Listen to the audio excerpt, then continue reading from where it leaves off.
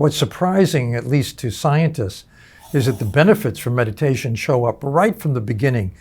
You can do, for example, mindfulness. That's very popular meditation.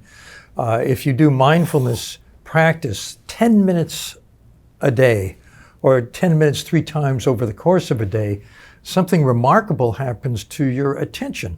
And that's the fact that it has to do with the fact that we're also multitasking these days. You know, people on average look at their email about 50 times a day. They look at their Facebook 20 some times a day.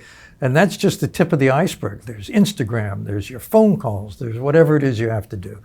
And what this means for attention is that we're challenged, that focused attention is an endangered species. However, we need that focus to get work done well. So it's a real problem. And meditation, it turns out, even at the beginning, has some of the answer. It goes like this. When you're really intensely focused on that one thing you have to do or you want to do, the paper you're writing or the project you're working on, and then you think, oh, I better check my email. And then that leads to your Facebook, and that leads to the phone call. We call this multitasking. The brain actually does not do multitasking, doesn't do several things at once in parallel. Rather, it works in serial, and it switches very rapidly from one thing to the next.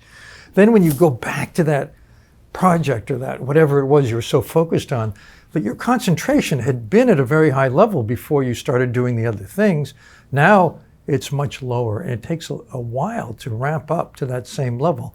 Unless, and this is so interesting, unless you've done that 10 minutes of mindfulness, focused on your breath, for example, just watched it in and out, noticed when your mind wandered, brought it back. That's the basic move in meditation. And if you do that, it turns out just 10 minutes of practice nullifies that loss of concentration. And this works, for example, for people who might do mindfulness in the morning. It will wane during the course of the day, but if you do 10 more minutes at lunch, 10 more minutes at a break in the mid-afternoon, it helps you through the day stay concentrated. So that is a very palpable, concrete payoff from daily meditation that works for beginners. There are many others too. For example, in terms of handling stress. I mean, we're all stressed out these days. Beginners in mindfulness or other meditations, it turns out, right from the get-go, have a better reaction to stress. What that means is that, and we see this in brain function, the area of the brain which reacts to stress, called the amygdala, it's the trigger point for the fight or flight or freeze response. It's what makes us angry all of a sudden or anxious all of a sudden. The amygdala is quieter. It's calmer in the face of stress, and this lets us be calmer in the face of stress. And this is another benefit that we see right from the beginning. Because meditation has been found to work so well with anxiety and depression and possibly PTSD, where that's being looked into, one of the areas that seems promising is meditation with attention deficit disorder. In a way, this is a no-brainer because at base, in essence, every kind of meditation retrains attention. And what attention deficit disorder is a problem with attention.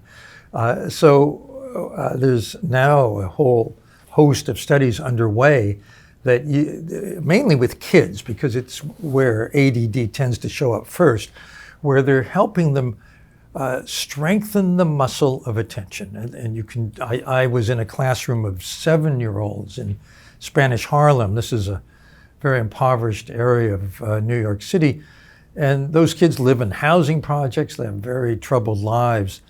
And some of them had ADD. In fact, half the kids in that classroom had what are called special needs, ranging from ADD to autism. I thought the classroom would be totally chaotic, but actually the kids were calm and focused. And the teacher said, here's why. And then they did their daily ritual of what they call belly buddies. Each child, one by one, went to their cubby, got a favorite little stuffed animal, found a place to lie down on a rug, put that animal on their belly, and then they listened to a tape that guided them through watching belly rise on the in-breath, fall on the out-breath, 1, 2, 3 on the in-breath, 1, 2, 3 on the out-breath. This is basically the beginning of mindfulness or meditation for kids. And cognitive science would say this is the training of attention.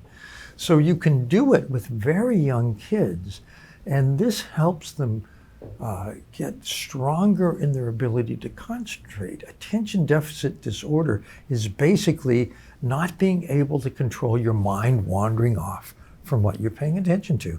Every time you watch your belly rise and then your mind wanders off and you bring it back to your belly, you're strengthening the neural circuitry for focus and countering mind wandering. So this seems very promising, and early studies, early pilots show that this may well counter the problems kids face in ADD. And I'm very happy to say that major studies are underway. We're waiting for those results, but I think they're promising.